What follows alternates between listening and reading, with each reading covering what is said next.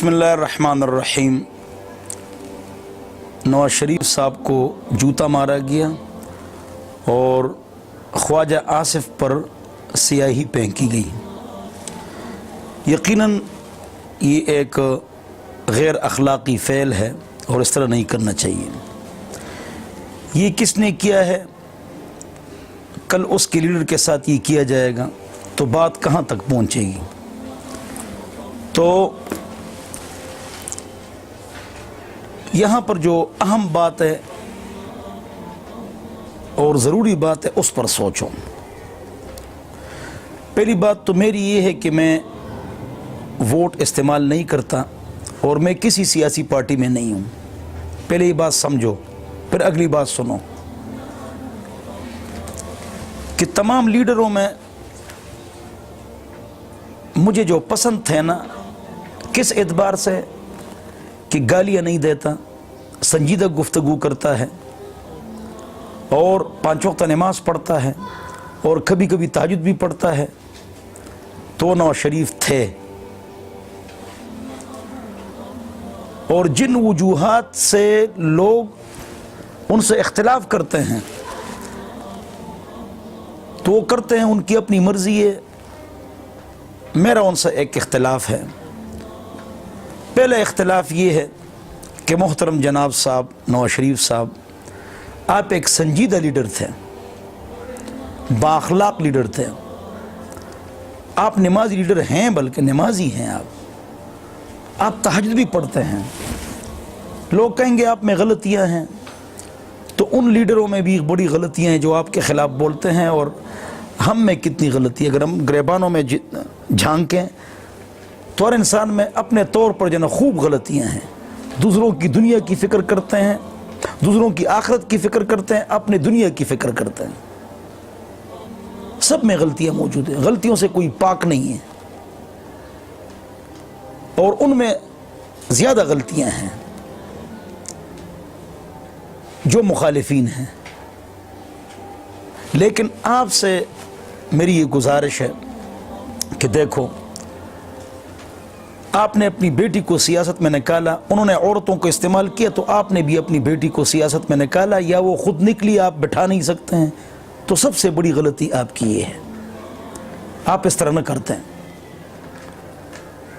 दूसरी बात ये है कि सूद सुप्रीम कोर्ट और शरी कोर्ट से हराम करार दिया गया।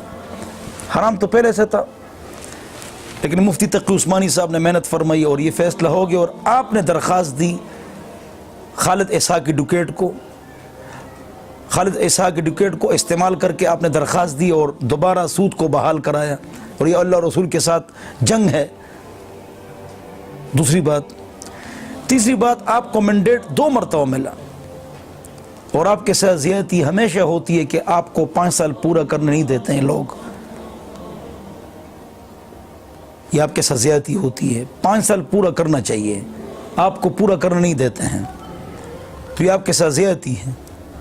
तो आप मदीना मुनव्वरा में रहे होंगे और रहें, आपने कितनी दुआएं की होंगी कि अल्लाह दोबारा से 12 हुकूमत दे दो, मैं खूब ख्याल करूँगा और कुरान और सुन्नत के मुताबिक फ़ैसले करूँगा। तो क्या हुआ, जब आपको हुकूमत मिली, आपने अमेरिका का दौरा किया, वापस आया तो आपने कहा सेकुलर निज़ाम होना चाहिए। ये आपकी गलती। लड़की को लाना, ये आपकी गलती। सूद को दोबारा बहाल कराना, ये आपकी गलती। चौथी बात है कि सब में आप समझदार हैं, इसलिए कि घर से आप मालदार हैं। बाकी आपकी गलतियाँ, मेरी गलतियाँ, मुझे अपनी गलतियाँ ज़्यादा नज़र आती हैं। तो बात यह है कि आप अदालतों के सिस्टम को अच्छा करते हैं और कुरान और सुन्नत के मुताबिक आप ये सिस्टम चलाते हैं। जैसे अरब में तमाम गलतियों के बावजूद इन्हें वहाँ अदालतों में काजी हैं और शरी फैसले होते हैं, तो आप इस तरह करते। बहरहाल जो कुछ हो गया सो हो गया, ये हमारे आमाल का नतीजा है और मुकाफ़ात अमल हैं। तो अल्लाह रब्बुल इज़्ज़त आपको, ख्वाजा आसिफ को सब्र अता फरमाए। तमाम हुक्मरानों से दरख्वास्त है कि अपने साथियों को मना करें और इस तरह काम न करें, उसूली जंग और दलील की जंग लड़ें। تو یاد رکھیں گالیوں کی سیاست کوئی نہ کرے. بعض مولوی گالی دیتے ہیں، یہ بھی اچھی بات نہیں ہے. پوری امت اس کے ساتھ ہو گئی جس نے گولیاں ماری تھی، لیکن جو گالیاں مارتا ہے اور گالیاں دیتا ہے اس کے ساتھ لوگ نہیں ہوتے ہیں. غلط حرکتیں نہیں کرنی چاہیے.